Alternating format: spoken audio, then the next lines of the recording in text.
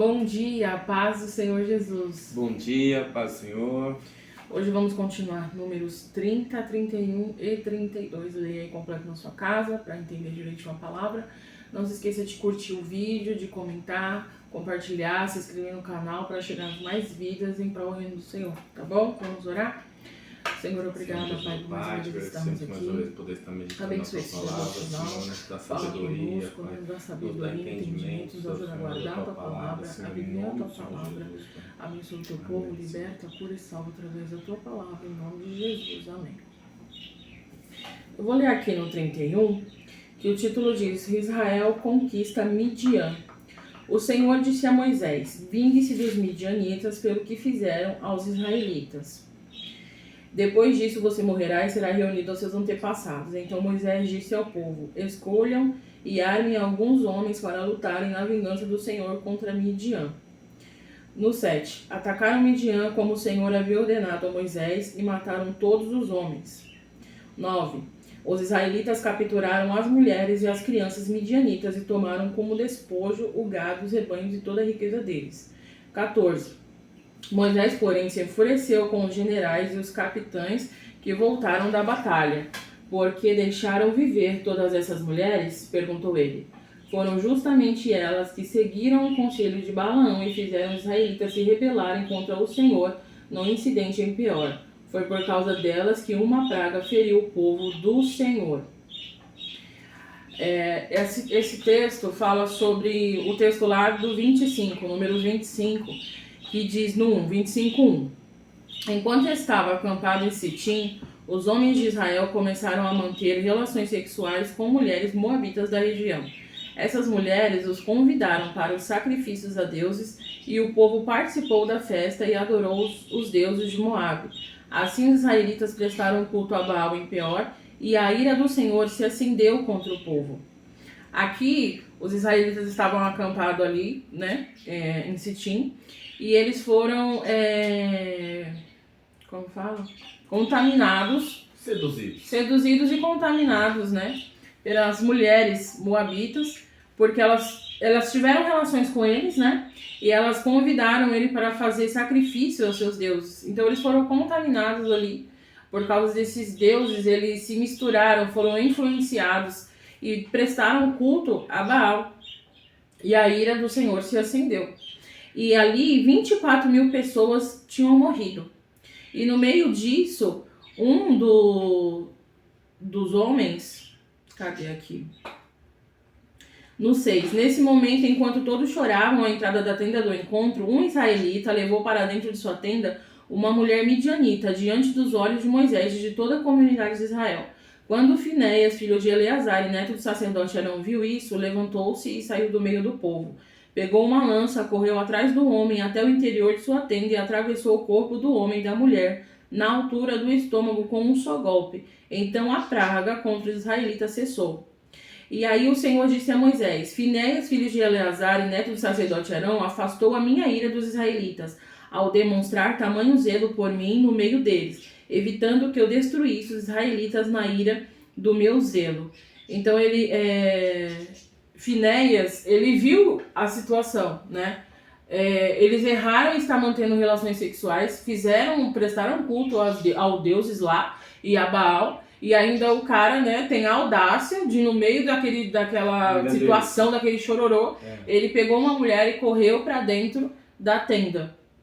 Então ali Finéias viu a gravidade daquilo e falou: não, esse cara vai matar o povo todo, por causa da ira do Senhor que se acendeu, né, com todo... como que fala? Com toda a congregação, né? Porque Deus, o primeiro mandamento é amar o Senhor acima de todas as coisas. Então eles foram lá, né, foram seduzidos por aquelas mulheres e estavam traindo a Deus, né? Estavam adorando a outros deuses. E isso não poderia acontecer, não pode acontecer, né? Na verdade, porque somente Deus é o nosso Deus. Eles foram contaminados, né? Eles não prestaram culto. Elas prestaram culto, né? Mas a própria Bíblia diz que a partir do momento da relação se tornam um. Né? Até tem um outro texto que fala que o homem, quando ele se deita com uma prostituta, eles se tornam um. Então, Sim. automaticamente, ele compartilha do pecado dela, né? Então, aí eles compartilharam do pecado dela. Mas aqui diz que eles adoraram, né? Adorou os deuses de Moab. E eles prestaram culto. Tá, aonde? No 3. Lá no 25. É. Ah, tá. Eu tava lendo o 31 aqui. No 3 tá falando, assim os israelitas prestaram culto a Baal. 25:3. O meu tá, se juntou ao culto a Baal Peor, e aí o Senhor se acendeu contra Israel. Porque É a eles mesma coisa. Não, prestar culto e se juntar ao culto são coisas diferentes. Mas o meu está prestar ao culto. É que o prestar ao culto é como se eles estivessem se curvando. Se juntar ao culto, o culto está acontecendo e eles chegaram. E o 2 do seu diz o quê? Estas convidaram o povo ao sacrifício oferecido aos seus deuses, e o povo comeu a carne dos sacrifícios e adorou os deuses dessas mulheres. Eles prestaram culto. Eles prestaram culto, então. Então eles prestaram culto, eles traíram ali ao Senhor, adorando a outros deuses. A ira do Senhor se acendeu, já estava matando um monte de gente. E Eleazar ali, ele teve a dimensão do problema e foi e resolveu. Eleazar né? não. Finéias. Finéias, ele foi lá e ele honrou ao Senhor. Sim. Né? Ele honrou ao Senhor e fez expiação pelo povo todo de Israel. Né? E por causa disso, ele passou a ter o direito permanente ao serviço sacerdotal, diz o 13, né? E lá no 16 diz: o Senhor disse a Moisés: ataque os midianitas e destrua-os, porque eles atacaram vocês, enganando-os no incidente em Peor, e também por causa de Cosbe, filha do chefe midianita, que foi morta durante a praga causada no incidente de Peor, que foi a mulher levada ali na tenda e Finéias matou os dois, né? Então esse 31 fala sobre isso, né? É igual acontece com Salomão. Salomão, ele foi... Deus amou ele desde o momento, né, em que ele nasceu.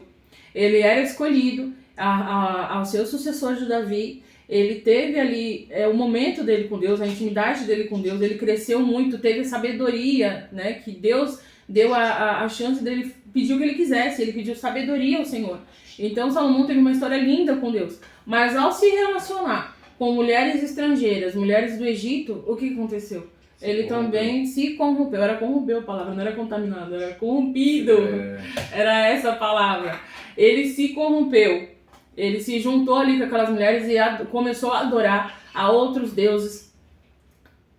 A Será, né? Baal e vários deuses que faziam coisas terríveis, né? Porque eles sacrificavam os seus filhos, né? A esses deuses. Eles queimavam os seus filhos e eram coisas terríveis que eles faziam esses deuses. E o nosso Deus, a gente sabe que o nosso Deus, ele não é assim. Deus, ele é justo, né? Ele jamais faria essas coisas terríveis. Ou seja, não ache uma mulher em qualquer lugar para você casar, ou um marido em qualquer lugar. Ache uma bênção de Deus dentro da igreja, né?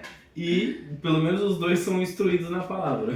É isso, cuidado com quem você se relaciona, né? É mais fácil, né? A pessoa te levar para o mundo do que você trazer ele ou ela para dentro da igreja. Então, cuidado, coloque Deus acima de todas as coisas e peça a Ele, né? Para apresentar a pessoa com a qual você tem que casar, né? Sim. Porque assim não terá erro. Né? Tem muita gente que não acredita em oração, em confirmação de casamento.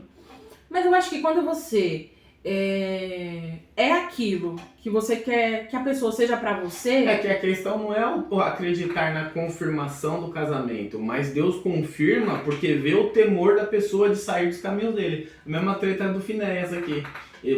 O sacerdote não era pra matar ninguém. Não podia matar ninguém. Porém, ao Deus ver o temor dele de não se desviar do caminho dele, Deus se agrada. E é a mesma coisa. Deus não confirma casamento. Não, é uma escolha sua. Porém, a partir do momento que Deus vê o seu temor de não vou pegar ninguém, não vou escolher ninguém de qualquer jeito, que é para não pecar contra Deus. Deus vai te mostrar uma pessoa, porque ele vai se agradar desse temor. Mas também seja a pessoa que você quer para você. Não adianta você orar por uma pessoa abençoada, perfeita, né? Por um marido de Éfesos e você não ser uma mulher de Provérbios, ou vice-versa. Você orar por uma mulher de Provérbios e não ser um marido de Éfesos. Então não adianta, você primeiro tem que ser, né? Seja essa pessoa abençoada, e aí é fácil, porque aí Deus vai automaticamente te dar alguém que seja a sua altura, né? Que esteja dentro da palavra, que esteja nos princípios do Senhor. E é fácil porque a gente vai escolher alguém que esteja dentro da igreja. Sim. E que tenha os princípios, que você vê que é valorosa, que é virtuosa, que é aparentemente igual ao noivo, né? Que é Jesus, né? A palavra diz que... Como que é que fala? Que o homem, ele O homem deve amar a sua esposa assim como Cristo amou a igreja. Como Cristo amou a igreja. A ponto de dar a sua vida por ela. Então isso é muito forte, porque muitas mulheres, né, se acham diminuídas por isso, né? Sim. Por ser a mulher de provérbios, ser a mulher sábia, que edifica o lar, como, né?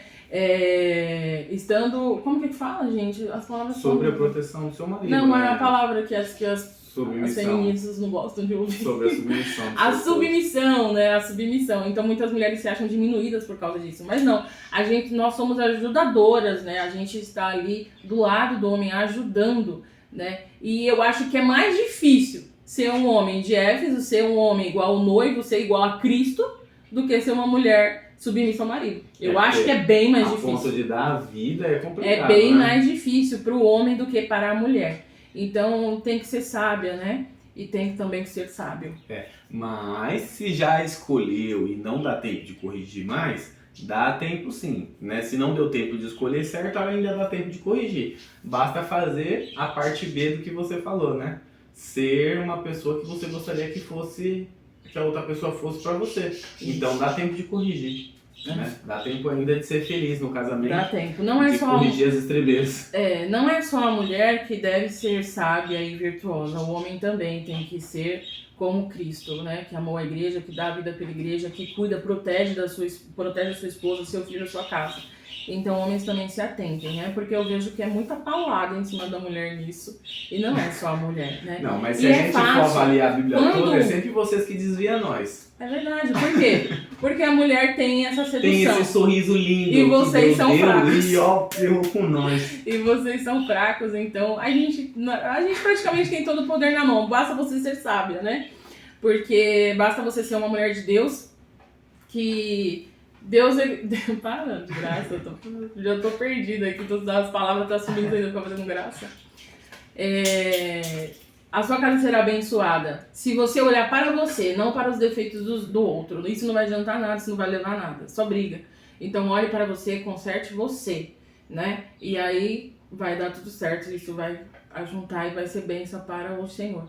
Mas o caso aqui não era nem para quem já é para quem não é mesmo. Então você faça direitinho, porque casamento é coisa séria, né? Relação é coisa séria. Deus ama a família. Mas se você fizer algo errado, isso pode levar a ser uma vida sem paz, né? Então preste atenção com quem você se relaciona, né? Peça direção a Deus e seja nos princípios da Bíblia para que Deus dê também uma mulher ou um homem valioso, valoroso para você. Amém? Acho que eu falei demais, enrolei demais.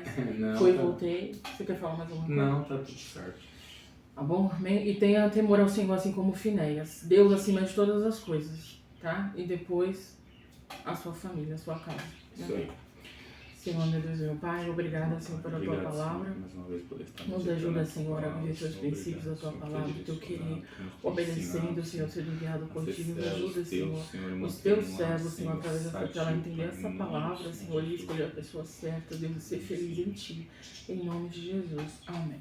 Tchau.